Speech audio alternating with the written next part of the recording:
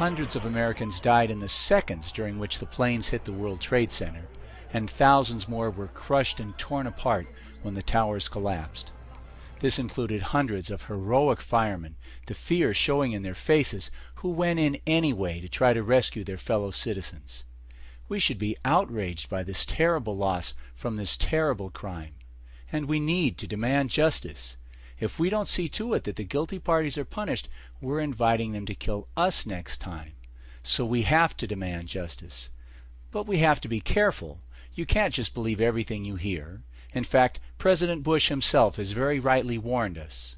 Let us never tolerate outrageous conspiracy theories concerning the attacks of September the 11th. Malicious lies that attempt to shift the blame away from the terrorists themselves, away from the guilty. But to millions of proud Americans, it was the president's conspiracy theory about 19 amateur hijackers with box cutters, supposedly directed by some nut in a cave, somehow overcoming the most sophisticated air defense systems in the world, that seemed like an outrageous conspiracy theory to us. As early as the next day, September 12th, millions, literally millions of Americans thought that the idea that the Pentagon had been hit showed that this was an inside job. We were supposed to believe that a hijacked, slow-moving 757 could penetrate Pentagon airspace, could penetrate missile defenses, could penetrate defenses designed to stop supersonic jet fighters and bombers, and could do it 50 minutes after everyone in the country knew we were under attack. Pretty outrageous. The following day, September 12th, we were asked to believe a more detailed and more ridiculous story, that the plane that flew into Pentagon airspace then made a 240-degree turn around the building, exposing the plane's long and broad side to attack from ground defenses, all without a shot being fired. On September 12th, we were told that if the plane had not made this incredible turn, if it had just headed straight into the Pentagon, it would have crashed into the most high-level, top-secret area of the Pentagon. It would have crashed into the offices of Donald Rumsfeld and all the top brass. But instead of flying straight ahead, it made this ridiculous turn so that it crashed into an area that had been under construction for weeks before, into an area that had been specially reinforced during those weeks to make it more able to withstand just such an attack.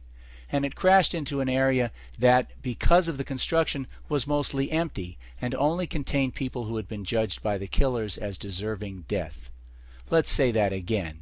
If 9/11 was an inside job, the people who were present at the Pentagon and who had been assigned to work in this very special area had been very specifically selected for death.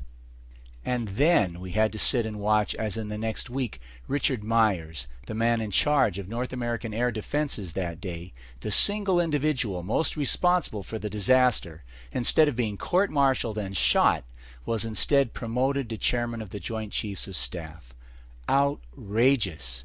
Simply outrageous.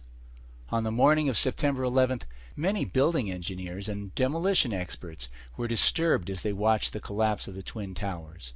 No steel frame building in the history of the world had ever collapsed in this manner. A few had been knocked down by earthquakes, but never by fire, or even by planes.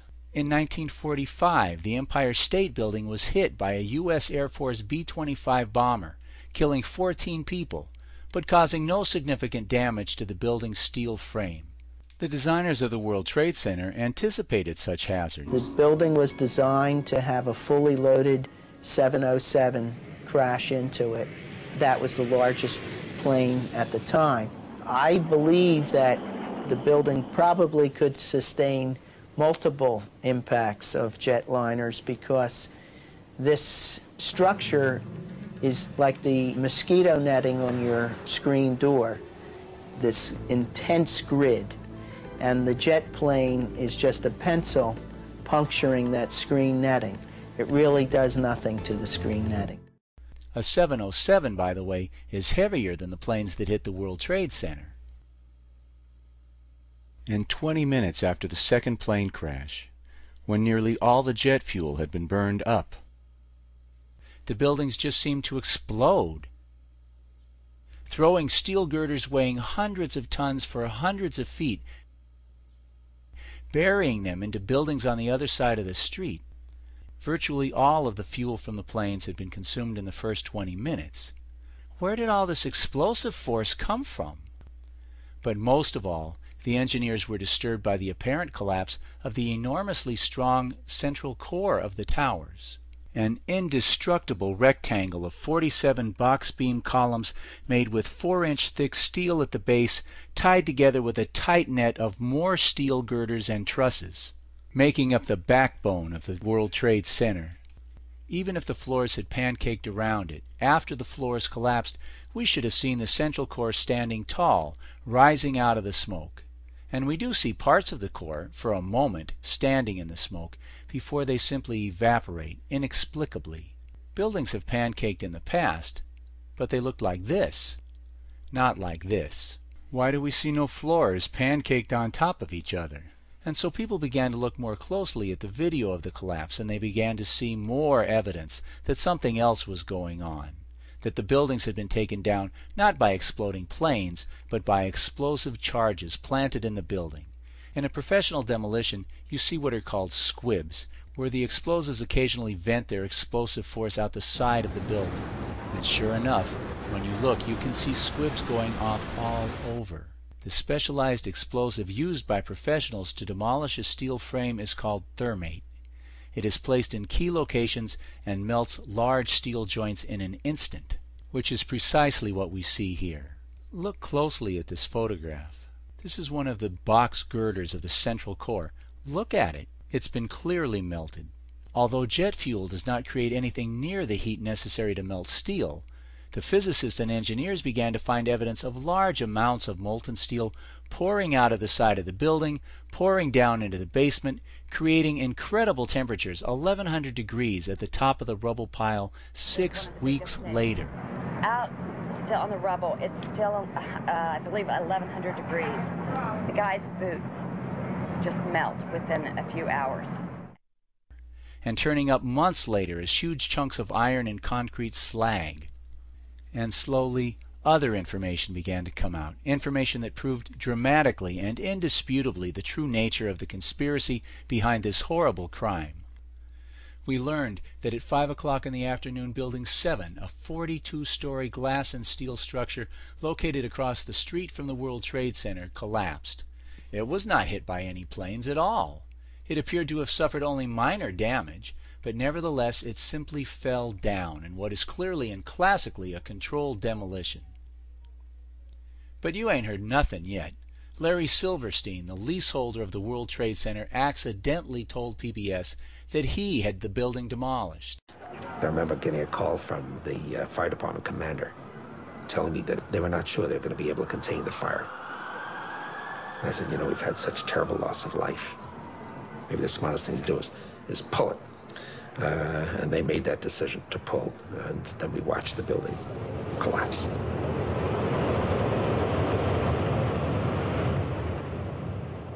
Outrageous. Simply outrageous.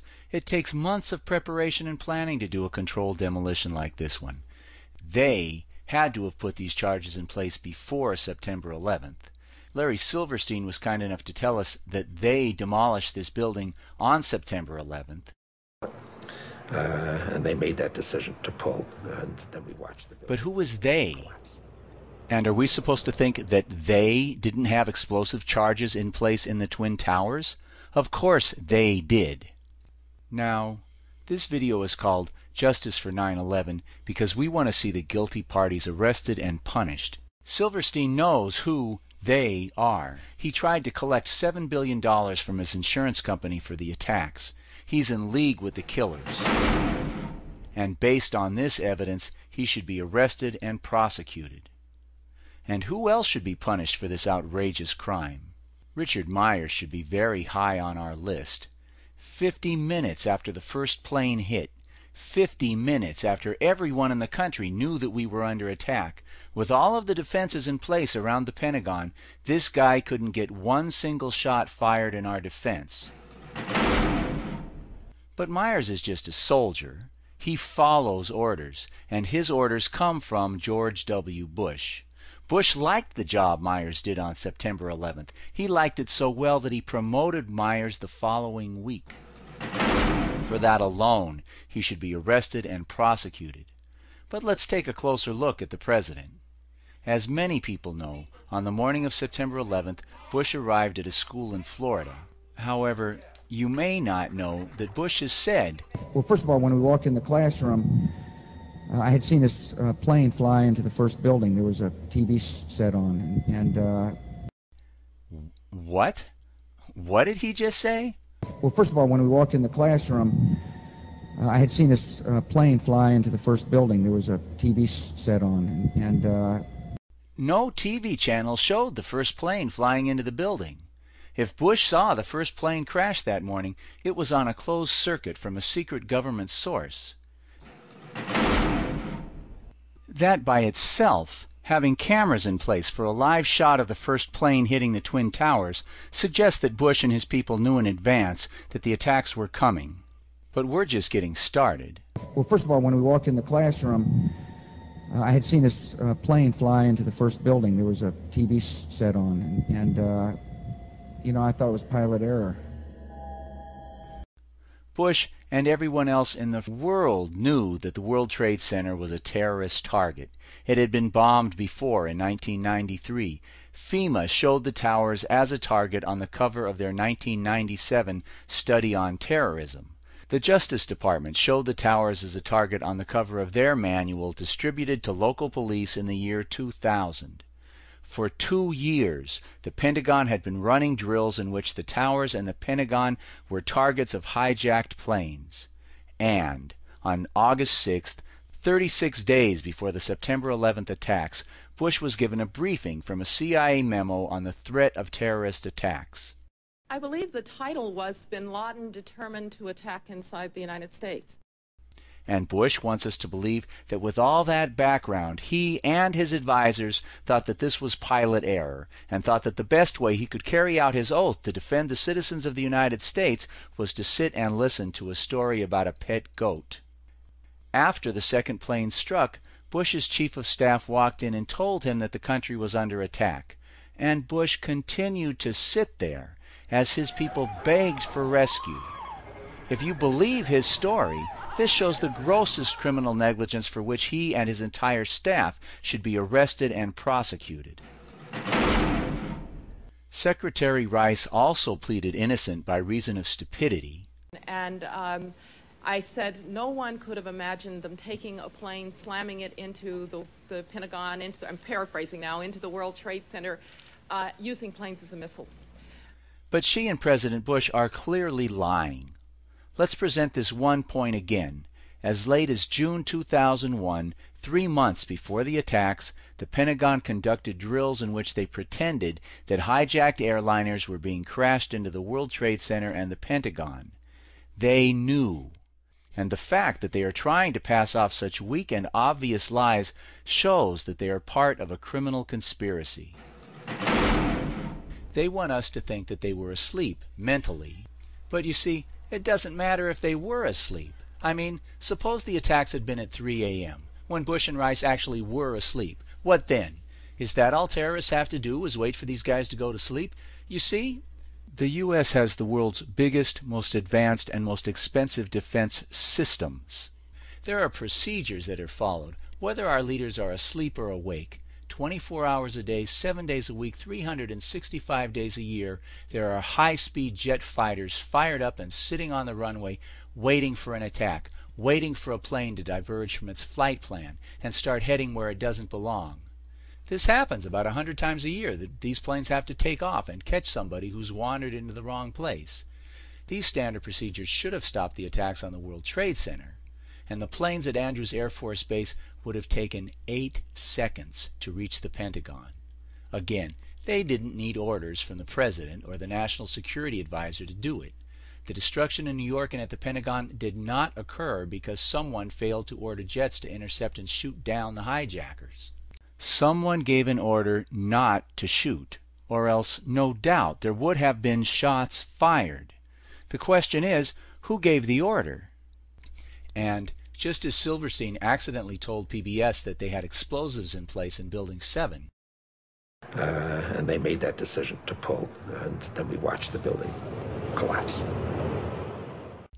Norman Mineta, the Secretary of Transportation, accidentally told the 9/11 Commission who gave the order not to attempt to intercept or shoot down the planes. Mineta testified that at 9:28 he was in a bunker under the White House with Vice President Cheney. There was a young man who would come in and say to the Vice President, the plane is 50 miles out, the plane is 30 miles out. And when it got down to the plane is 10 miles out, the young man also said to the Vice President, do the orders still stand? And the Vice President turned and whipped his neck around and said, of course the orders still stand. Have you heard anything to the contrary? Cheney said, the order still stands, and a few moments later a plane smashed into the Pentagon. A giant, slow-moving 757 that could not even have penetrated Pentagon airspace on September 10th. On September 11th, not only penetrated Pentagon airspace but crashed into the Pentagon. So, what was Cheney talking about when he said, the order still stands? What order still stands? Obviously, with all the vast defenses in place to protect the Pentagon, if it was an order to shoot, the plane would have been shot down, no? Isn't that obvious? If it were an order to shoot, the people who failed to fire even one shot would have incurred the wrath of Dick Cheney, would have been court-martialed instead of promoted, no? If it were an order to shoot, the young man would not have run to Cheney to find out if the order still stood. He would have been busy carrying out the order to shoot, obviously. So it's also obvious that Cheney had ordered the defenses not to shoot, but to stand down. He had ordered no shots to be fired. No wonder the young officer couldn't believe it. Can you believe it? Because Mineta's sworn testimony provides the clearest possible evidence for a criminal indictment to be brought against Cheney. And this indictment must be brought against him and the rest of these criminals before they kill again. If we don't stop them, I'm afraid, we will deserve what we get.